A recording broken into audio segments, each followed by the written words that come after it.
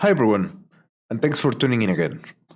I'm Alfredo, and today I want to talk to you about version control systems and specifically Git, how to use Git.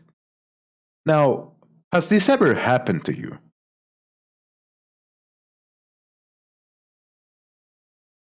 It has happened to everyone who has worked on anything related to information. It is a problem to keep orderly control of the versions of a file that you're working at, because there's always changes that you have to make to things. And how do you keep a uniform and easy to approach way to know what happens over time to a certain file? Not only talking about code here, but talking about any kind of file in general. Version control is not a problem that's only applicable to source getting written in text. Like, for example, what if you made a change, but then you need to revert to a previous version? Oh, but turns out that you overwrote it now. So how do you go back to that? And it turns out that a lot of minds have dedicated a lot of their time to solving this kind of problem. And from that, several different version control systems have emerged, specifically scoping this to code.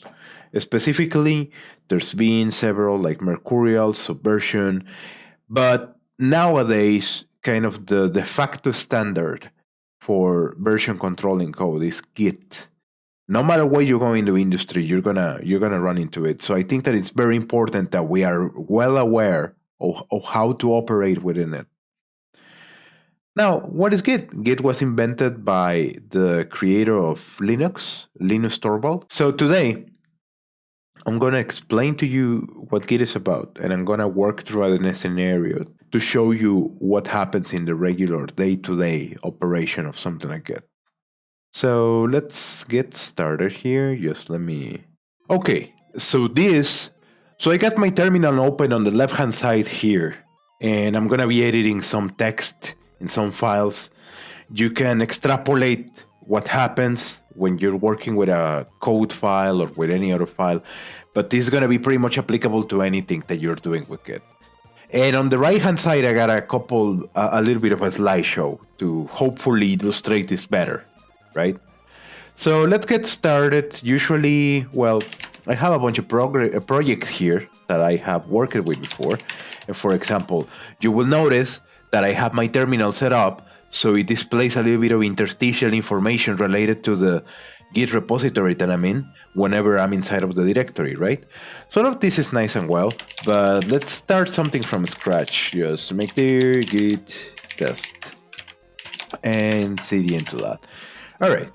So what happens if you don't use Git? Let's say that you have test.txt and then first, welcome to this file, right? And I'm gonna save it, right? And I'm gonna save it now, okay?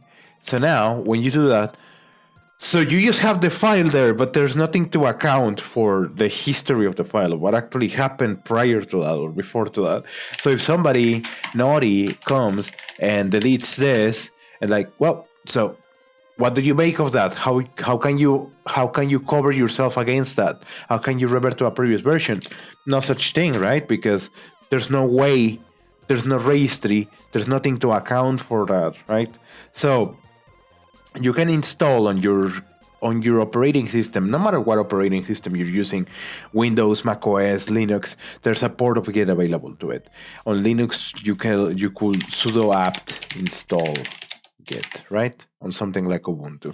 But I won't bother with that right now. You install Git whichever way you see fit, and then when you're working on a bunch of code and files and all that, so you can just git init. When you do git init, something called a repository is initialized. Please take a look at the diagram that I have here, right? So picture this as the open or as the recently created Git repository that I just made. So as you can see, there's a little bit of helpers here to display what's going on with the repository and all that. Life's good. I'm going to explain what these symbols mean in a bit. But for now, let's just leave it like that. As you can see, Git initialized something called a repository, and it created something called a branch by default. Git works with the notion of repositories, branches, and commits, where a branch is a logical series of commits that are related to something, maybe to a certain feature, or to all of the changes that a certain member of the team is doing, or whichever other thing, right? Some people use them for distribution, as in, oh, okay, so this branch is experimental beta changes, and the master branch is the gold standard, is what should go into production, right? So whichever way you work through it, that's fine. And as you can see here, now, in the same directory where I created the repository, Git created a hidden directory called .git. So what's in that, right? So you can cd into that. You're gonna notice that there's a bunch of things here. Hooks. There's a bunch of a scripter to what head is. There's a bunch of configuration.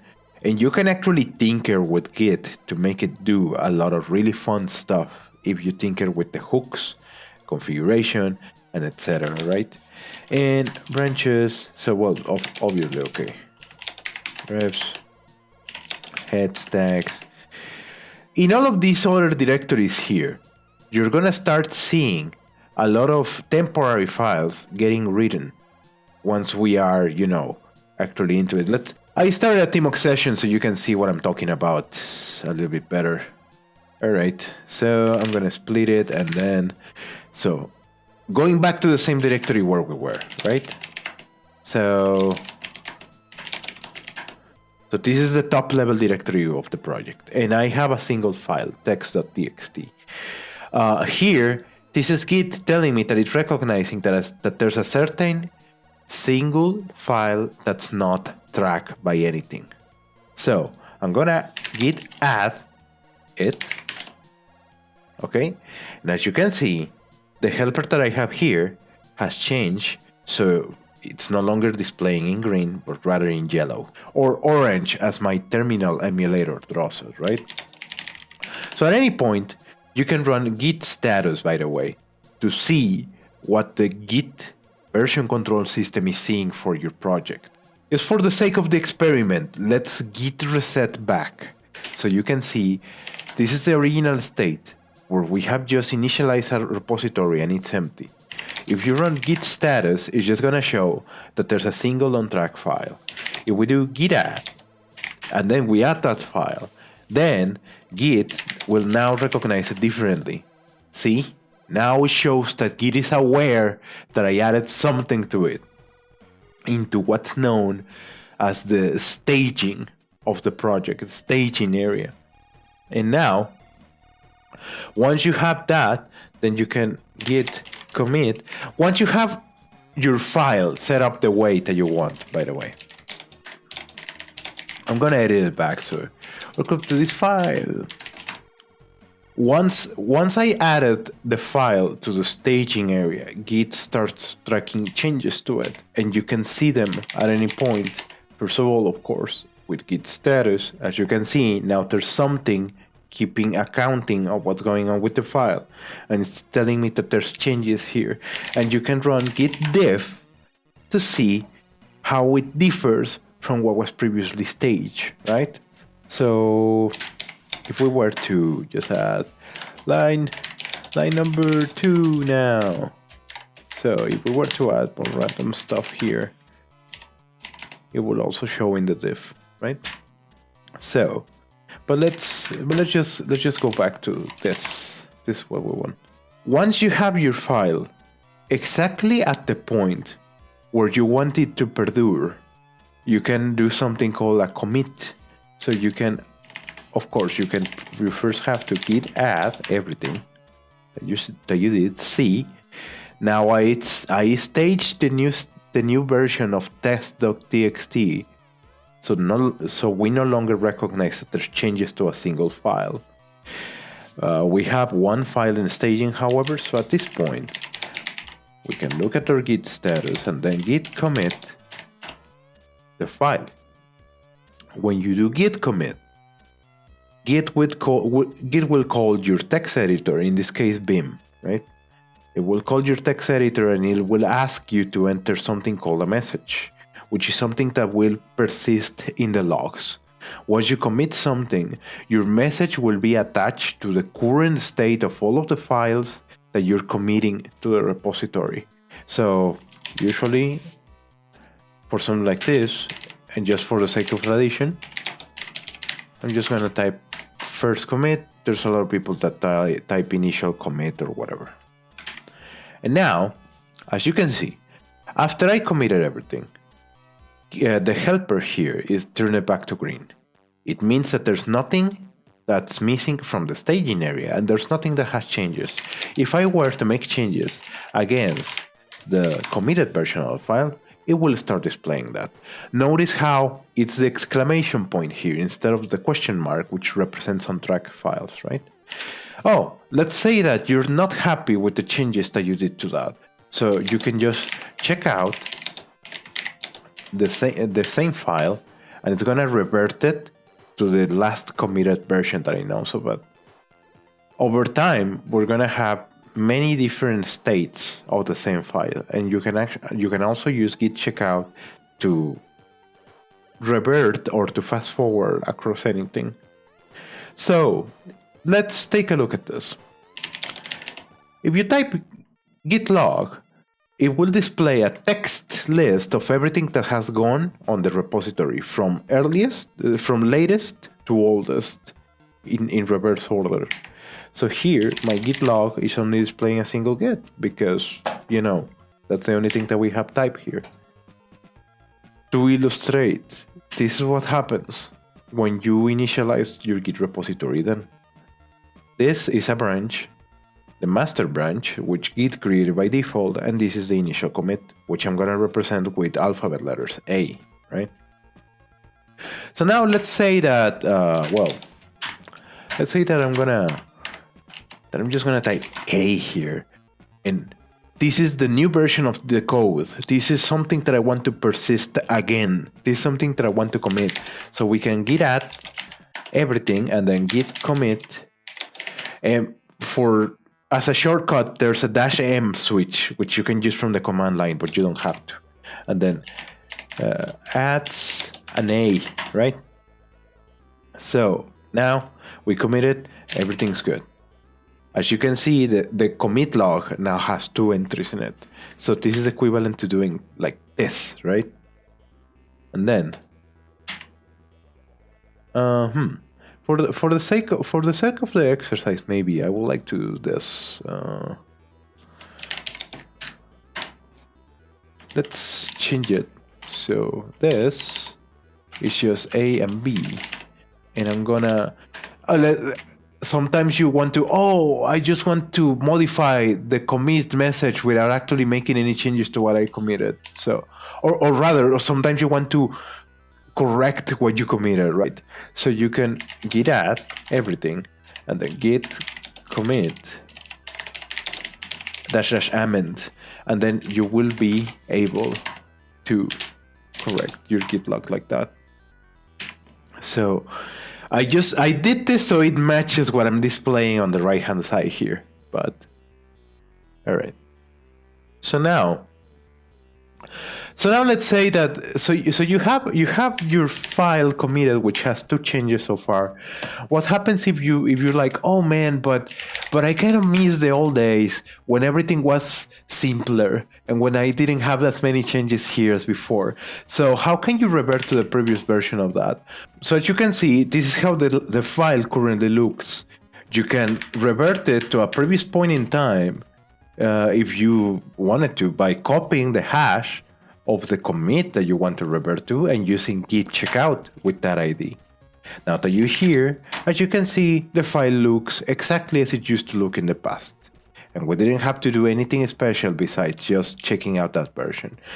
Once you check out something, you can return to the latest point in the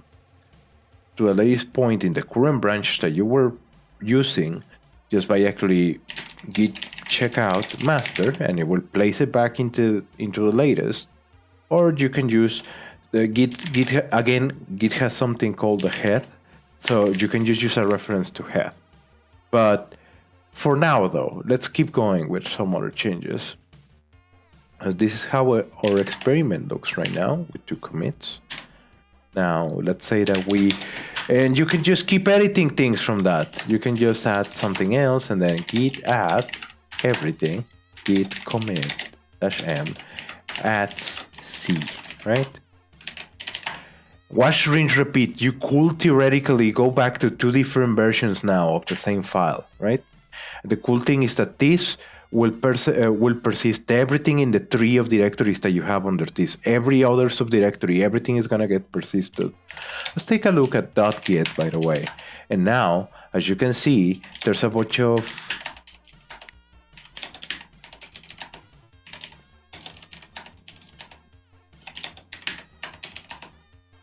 Now, as you can see, if you browse into objects, all of these are representations that Git understands of the files in their history, right? But anyway, so let's go back. So the cool thing with Git again is that you can start branching out different logical versions of the same thing, which is really useful if you're working with a large team of people, like everyone is on the industry right now. There's people who even use this for documents. For example, legal people, I've heard it used. So, okay, in relation to the notion of head, so remember how we used the commit ID to go backwards and forwards in time with a repository. You can also do that if you do git checkout, and then relatively to the head, you can use head -1 or head -2 to tell it just go 1 prior to the latest one, see? Or you can just tell it go 2 prior to the latest one, right? See, there we go. And everything works flawlessly, as you can see here on the diagram on the right. Relative reference to the latest commit in the branch also work like that, okay? But again, as I mentioned, remember that every commit has a unique ID, right? Okay, so now that we are at this point, you can start branching logically. And for that, you can just use git checkout -b and B for branch, and you can call it test or feature 1. Let's call it to match the diagram that we have on the right, feature 1. And the cool thing here is that everything that goes in a logical branch does not affect what goes on the other branches. They stay exactly in the same state that they were. So for example, let's say that we are on the feature 1 branch, and going back to our example, let's just add D, and then we can git add everything, git commit -m adds D, and that's gonna be a git, commit that's only gonna persist here. Git checkout master, if you do that and then git log, there's no reference at all of D, which we added to the other branch only. It only goes up to C, right? Again, you can git checkout, git branch, feature 1, and you can git checkout feature 1. You can just use git checkout to check out the branch that you already created. By the way, at any point, if you have several different branches on your repository, you can just use git branch to show them, right? By force of habit, I ended up creating a mainline branch. You probably don't need that. The convention is that the original branch should be called master, but it's up to you, honestly, right? And so remember that also you can also commit to logical branches, and it doesn't affect what goes on the other ones. And you can just keep, forming history on that, right? Likewise, you can branch from logical branches as well. So the possibilities are endless, so to say. Feature one prime, let's call something. So let's say that, yeah, I'm gonna make a couple changes here. Maybe I'm gonna, you know what? Yeah, we're in ELAND now, and then get out everything, and I'm gonna commit at E, right? And then F, let's F, big F in the chat, and then I'm gonna commit it at F. So once you do this, let's try branching off from this branch as well. We are already on feature one, as you can see. Git checkout -b feature one prime. Feature one prime. And see, and it works. So here, maybe we can do changes that go from, you know, maybe this branch is just for experimental changes that are gonna be really, you know, related to F. Maybe in prime land, maybe we really like Fs, so we post a lot of Fs like that, and then we commit them. That's a lot of Fs, right? And then once you have that, so see. But maybe, what if we go back to the Git branch feature one branch? Oh, sorry, you check out feature one. If we go here, see, it's just gonna be like, it's not gonna have the same changes that we did to the prime branch. Okay, but let's keep going. So once you move branches, again, remember how the head reference tracks the latest Git commit in the branch that you're currently in. But the problem arises, though, that sometimes you want to combine the changes that are logically separate for some reason. Sometimes you want to combine them with another branch that's logically separate, because maybe feature one is something that Pancho was working on, and after Pancho is done with his implementation, you want to mix it into the main product, right? Into the master copy of it. So for that, you can do something called merging. Git merge basically takes everything that went on the logical branch, and it glues it onto the state of the world that you have on the master branch. So Git merging can be done between any two Git branches, by the way. So for that, you can do Git merge. Oh, by the way, let's try a merge then here.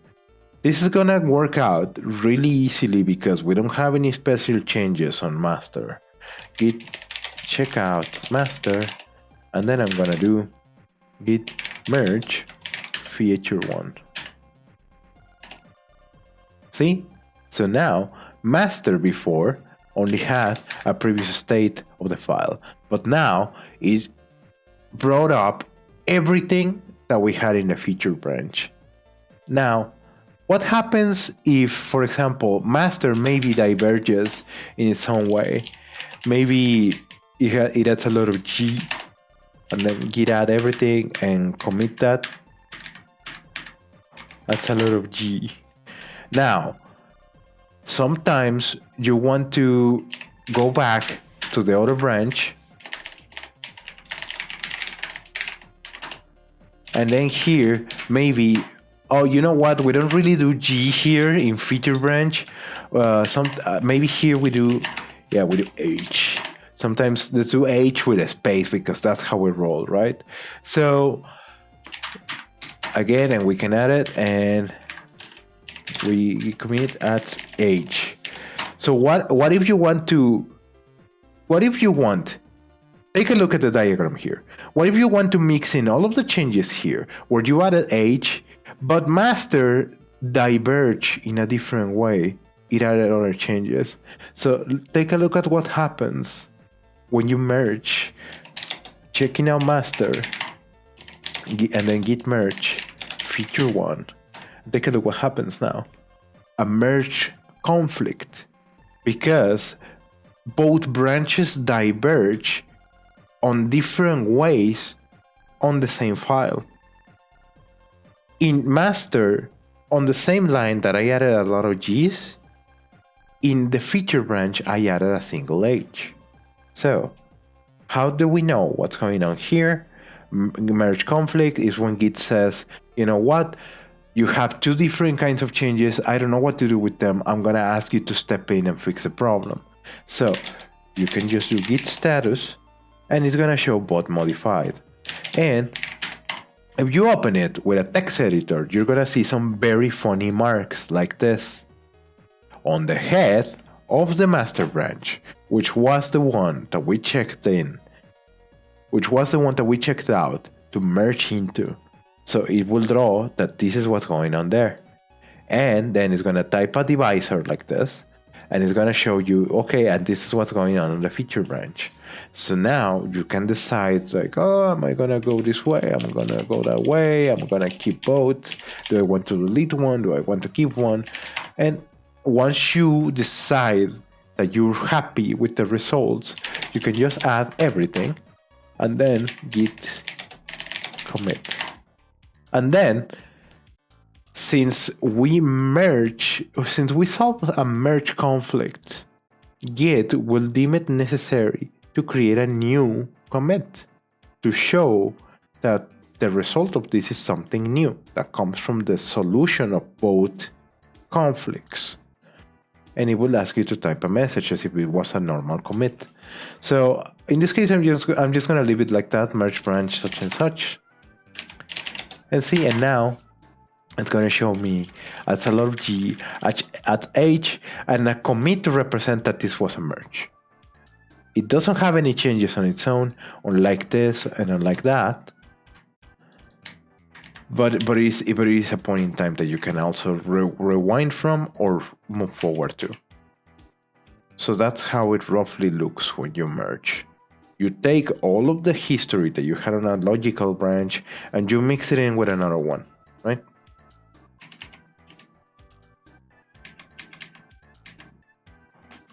So some people don't like having merge commits on their histories for accountability or for history or for history reasons or for something like that. So a technique that's very useful in those cases is something called rebasing. Rebasing means that you can, if you are on a derived branch, you can fast forward time and take all of the changes from the original branch that happened since you left it, take them all into consideration, so you don't have to merge anything special, so you don't have to do any funny resolve merge conflict stuff, right? So let's try something like that here. Let's say that you have from master, maybe you have like a lot of yeah, so how is the file looking? So it has H. So maybe let's add I, because I is a really funny letter. And maybe get out, let's say, and let's commit it. Add I. Now that you have I, remember this little fellow over here, feature dash 1? So remember the feature branch, feature dash 1? So let's go back to the feature branch, and here we don't have any notion of what's going on master since before we left it, right? So maybe Git Rebase Master. And when you do Git Rebase, it will make sure that all the changes that are on the feature branch. So on the diagram, it roughly works like this. If an original branch that you branch from has diverged with new changes, you can do a Git Rebase first. So you pull in that history, and then you can start building on top of that. Again, a lot of teams really hold it close to their heart. For a lot of teams, this is a really important rule because it avoids merge commits, it avoids a lot of funny stuff down the road. It keeps your logs and your commits cleaner. So get used to the idea of rebasing things, right? All right. But carrying on. So we got ourselves a little bit of a nice alphabet going on here. But at a certain point in time, storing code in your machine is not enough. Sometimes you want to have a mirror or something because it's a backup, because it's a way to distribute it, because it's a way to make copies of it. Backupping data is always good. It's always a good idea to think about what data can be lost and how you can address it. And for code, and again, with something like version control, this is something that really matters to us. So, in Git land, you can do what's called setting up remotes, which are locations outside of your machine that you commit code to or that you distribute code to. And remotes look roughly like this. So you have all of your code and everything is fine and dandy. Maybe you want to transplant that to the cloud. And to do this, there's a lot of services. The de facto standard for this is GitHub, which you probably already know, by the way.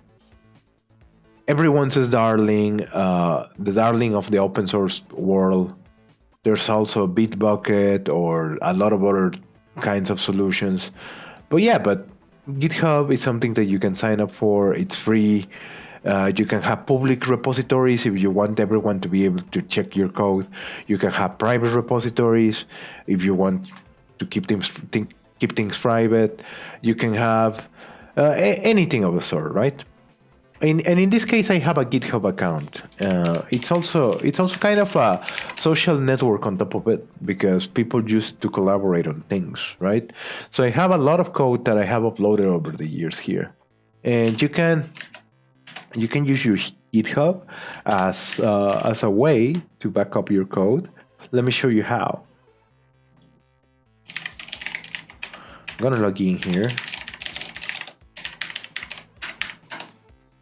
And now I'm going to create a repository.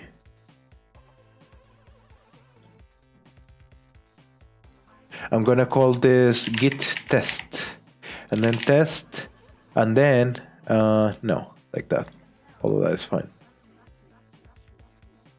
So now that I have a repository created here, this is ready to receive all of the code that I have created here. So you're gonna see a bunch of snippets of code that you can paste in order to make your life a little bit easier here. And so I'm gonna push it with this git remote add origin with this, and then all right, git push -u for upstream. So I want to send this. Think of this arrow over here as the upstream. And origin master. Oh, it's git push -u origin master. And I'm gonna push that. Once we do that, all of this thing is gonna work its magic, and then you can refresh this and it's gonna show you that you have your code uploaded. And all of this is nice and good. So now you have a copy here, and if something were to happen to your code, for example, what if I delete it? Git test. You can then, you already have your backup here, so you can do this, and then git clone the repository. Git clone. It's gonna clone it. Even though I removed it, git test is back here.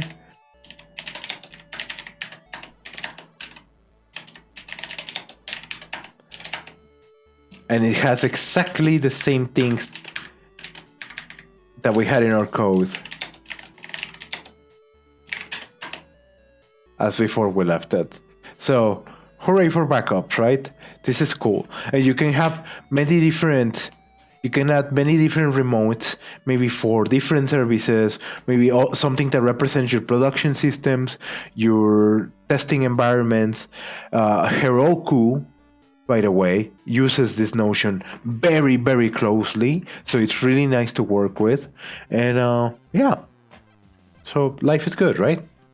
So likewise, similar to what we did when we push changes to a remote, you can also pull changes that happen in a remote. So for example, what if we have a README file here? Maybe I really like documentation and I really like to type things that show what's going on with my system. So git test and then hooray for tests. Yeah, so maybe something like that. Let's call it readme.md. So it's a markdown file, and then create readme.here. So here I'm gonna commit something from GitHub, and it's gonna, yeah, see, it's showing a nice little readme.md in your repository. I judge repositories on behalf of the fact of whether they have a readme.md or not. If you willingly choose to never have a readme.md, I'm gonna assume that your code is not understandable at all, by the way. I'm half joking with that, by the way, but readmes are nice, and being nice is nice. So here now, we have a change that's present on the remote that's not present here. We don't have a readme file locally on the machine here. So what can you do? Git pull from the remote. By default, the first remote that you create is set up as the default remote.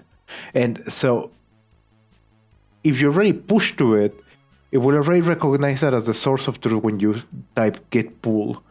But remember how I mentioned that you can have several different remotes that you can pull from, or you can also pass a parameter to do that, right? Maybe, pull from this remote because I want to see it. And see, the README file that I wrote on GitHub is here now. Hooray for tests. So, see, life is good. So now, finally, I would like to show you something that can come in handy sometimes, at least for this part of the tutorial, which is cherry picking. Sometimes you don't want to deal with all of the solving merge conflicts or keeping things in branches or rebasing and all of that. Sometimes you just want a certain single change to be brought in from another branch. Let me show you cherry picking. What if we branch from here? Feature 2, and maybe feature 2, something very new and exciting. And you know, maybe I'm like really excited. Woo! Maybe it's got a lot of stars and slashes. Stars. What if we save that and then commit that? That's stars, and the stars are really nice, right? So sometimes you don't want to deal with all of the rebasing and, you know, dealing with merge conflicts and all that for any reason. And sometimes you just want to pull a single commit. So Git, in those kinds of cases, you can do Git. Well, first of all, you can take a look at the log, and every commit, no matter what it is on any branch, it has a unique commit ID, a unique hash, and it's never going to be repeated. So you can just refer to it. You can just refer to a commit by its hash. Now, I say master. If when you are on another branch, you can just git cherry -pick and the ID of the commit that you selected. And see, and when you do that, I'm gonna show you that. I opened the log and now it's showing me these add stars. So it pulled the commit from the feature branch and it didn't do any rebasing or any manipulation of the branches. So life is good, right? Here, don't mind this. Don't mind this character here. This is a glitch with my font. But what this is displaying is that my local state is one commit ahead of what I have in the remote. This is also a function of the helper that I have here on my terminal, right? It's not included by default on other, on other shells, but I like what it does for me. So in this case, since I am not in parity to what I have in the remote, I can just push it. It's gonna do all of its thing. And I'm gonna refresh it here. And as you can see, the commits here now include adds stars.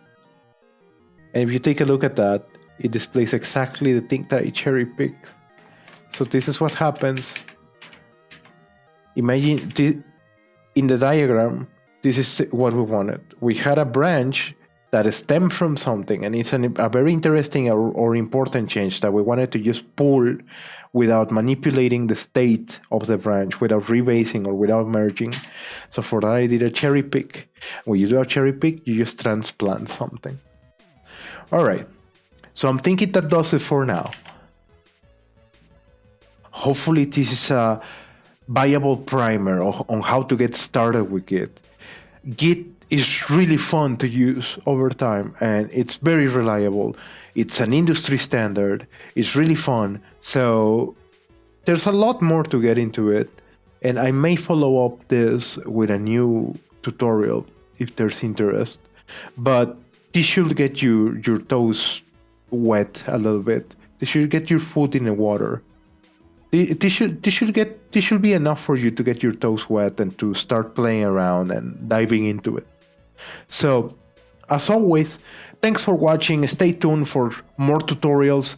Oh yes, this is gonna get really freaking fun, and I will see you very soon.